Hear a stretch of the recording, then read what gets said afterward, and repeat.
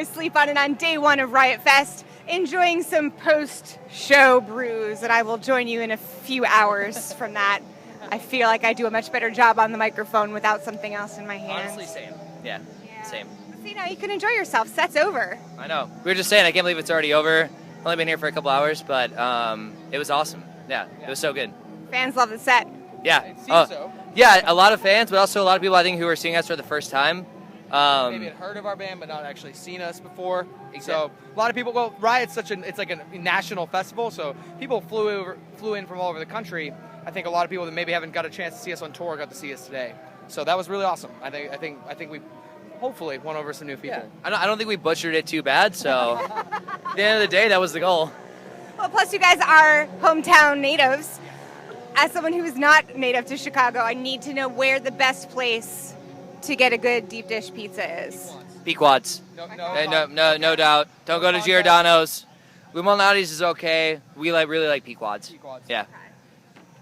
Better. What's the best beverage with a deep dish pizza? An old style. I feel like that makes the most sense.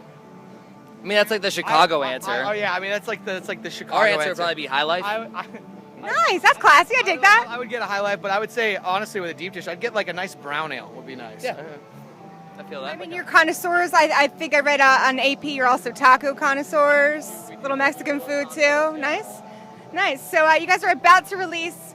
I like to skip from food back and forth to food to music, back and forth. You know, it's the two things that make the world go around, right? Absolutely. That's what we're all about. That's all we're all about. Nice. So, debut album release, Overexposed, coming out in November.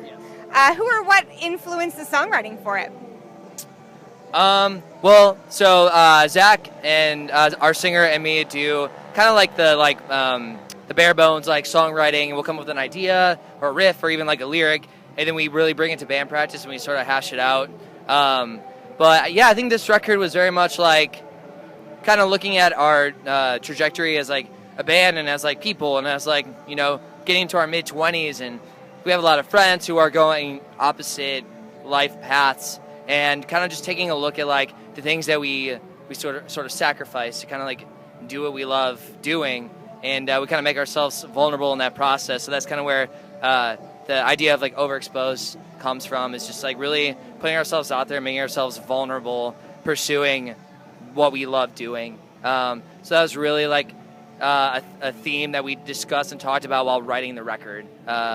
So that was the idea. You know, we kind of get inspired by different artists and like even like movies and like TV shows. Zach and I really love this movie called The Dead Poets Society, and we were watching it and talking about it a lot when we wrote the record. So, you know, different things like that inspire us. But yeah, it's a great movie. Describe the sound for new listeners on your new single, Distant.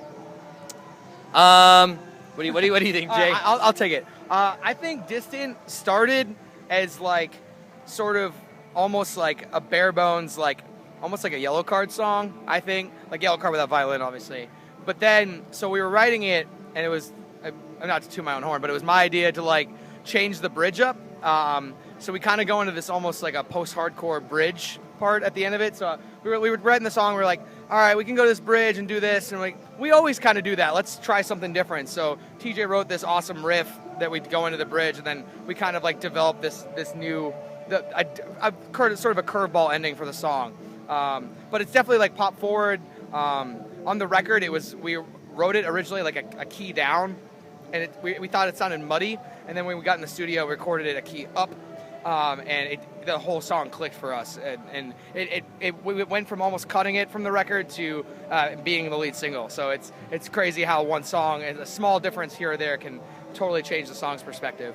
Yeah, the true story, we were actually going to cut the song. I had the demo, and we were going to cut it. And we sent all the demos to our friend Johnny Minardi, who was working for Equal Vision at the time.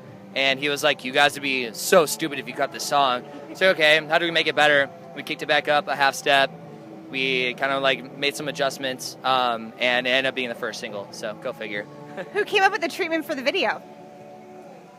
It was sort of Zach, our singer. It was like his idea, fully realized by AJ, our bass player, and Jeremy Brookover, who is our director. So it was kind of like a very collaborative effort. What role do you see music videos playing in a band in 2017 when there's no longer a channel, or sometimes there's a channel and they sometimes give awards for it, but they don't really play them? Sure. Good question. I mean, we think that good music videos are very important and almost underrated. We see so many videos that are just very like standard and boring. So I think like we kind of like take our music videos very seriously. AJ kind of like really like spearheads that for us. He's really good at coming up with like concepts and pushing the boundaries. Yeah, pushing the boundaries and like because it's really easy to do a music video where it's like, all right, performance shot, here you go, like here's a cool shot in a abandoned warehouse or something like that, and and like, you know, and that's fine, and there's nothing wrong with bands doing that, but you know, we're trying to toe the line between, you know, at least some emotionally impactful music videos, some fun, silly videos. So we did Distant, it's more of a serious one, and then we have another serious one, but then the third one we're putting out for the record is going to be like more of like a full-fledged parody, and you know, we like to have fun with them, you know, like, make them interesting, make them, you know, something that people want to watch, not just like a blank visual for the song. So yeah, we grew up watching a lot of like Fall Out Boy music videos. I think they have a lot of fun with it. So they had a lot of fun with it, and it was something like we wanted to really kind of like to do as well. I mean, well, TRL is coming back apparently. Yeah. Apparently. I'm fingers crossed, man. Fingers crossed. The early 2000s are coming back in general. I think it's the trend is cycling back. Hopefully we get pop punk on the radio again. Maybe that'd be sick for us. I have a feeling Champions is going to be like at the end credits of every NFL game at the end of every game. Sure. So I'm ready for that. Speaking of technology, what role do you see music streaming sites playing in your band? It's crucial. Like. We were fortunate enough to get on some Spotify playlists like Pop Punk's Not Dead and new punk tracks and stuff like that, and that alone has exposed us to, you know, no pun intended, but exposed us to like a whole new fan base. We have people at shows be like, I heard you on this Spotify playlist. It's almost like a more radio like station. niche Yeah. radio station. Niche? I don't know how do you say it? Niche. A niche. I teach English and I still don't know how to say it, so Yeah. Makes you feel better. Have a little bit more and it'll sound really French. Yeah. Niche. A quiche. Ich. A quiche niche. Sorry. It's my new restaurant. So I think, yeah, people put those playlists on shuffle and they find new bands that way.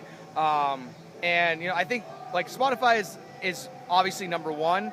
But I think it like those playlists like are like almost like mini radio stations in themselves. And we see a direct result of those being on those playlists in our fan base. People like will tweet at us or like say or comment to us at shows and be like, I heard Unspoken on the Pop Punk's Not Dead playlist, so I decided to listen to all your other songs and now I love the whole band. So we're like, awesome. It's a new way to get exposure as an official Spotify playlist.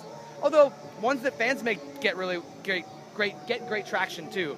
People will make like fan-made Riot Fest ones, and they'll get hundreds of people following one playlist, and that's cool too. So I think Spotify's awesome. And Pop Punk is definitely not dead. You guys are on tour with State Champs. How is that tour going so far? It's been great. We kind of know the State Champs guys for a little while. Derek, their singer, co-produced our record, so we kind of had that experience of like getting to know them a little bit. And the Home Safe guys were also on the tour from Chicago, so we know them. But every show has been great. It's been fun. It's been very like easy and very natural, and the fans have been really responsive, and yeah, we're having a great time. Fan response is definitely important. You guys have worked with My Friend Christmas and Hope for the Day. Can you tell us a little bit about how you've worked with them? So yeah, we've known Johnny, who runs Hope for the Day, for a little while. They are kind of like a secular, non-profit, anti-suicide organization, is something that we really believe in, really stand for. Mental health is really important. Mental health is very important, and I think it's something that should be discussed. And Hope for the Day does a really good job at that. So we've done a couple of benefit shows with Hope for the Day, and that's really how we got to know them. But their office is like down the street from where I live in Chicago, so I see them like pretty often. And we see them at Warped Tour and the Alternative Press Music Awards, and we see them pretty routinely. And they're just really kind to us, and they really have supported our band for a long time now. And even before, like we had a different singer at one point. Even before we had Zach as our frontman, Hope for the Day pretty much backed our band from like the very beginning of our band. So we're definitely in debt to them and their kindness, and just they're doing a really great thing. Mental health is is not talked about enough in the music industry, and it's not talked about enough in general. And I think it's something that a lot of people struggle with but don't want to talk about. And I think Hope for the Day shines a light on that and makes it okay to not be okay. So that's really important. Well said. So what's up next and for the rest of the year for you guys?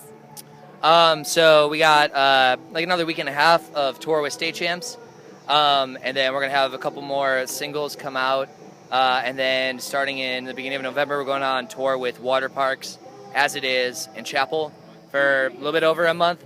So we're really looking forward to that. That's like a full U.S. and some Canadian dates. So that's really kind of what we're looking at for the rest of the year. Then the record comes out on November 3rd. So.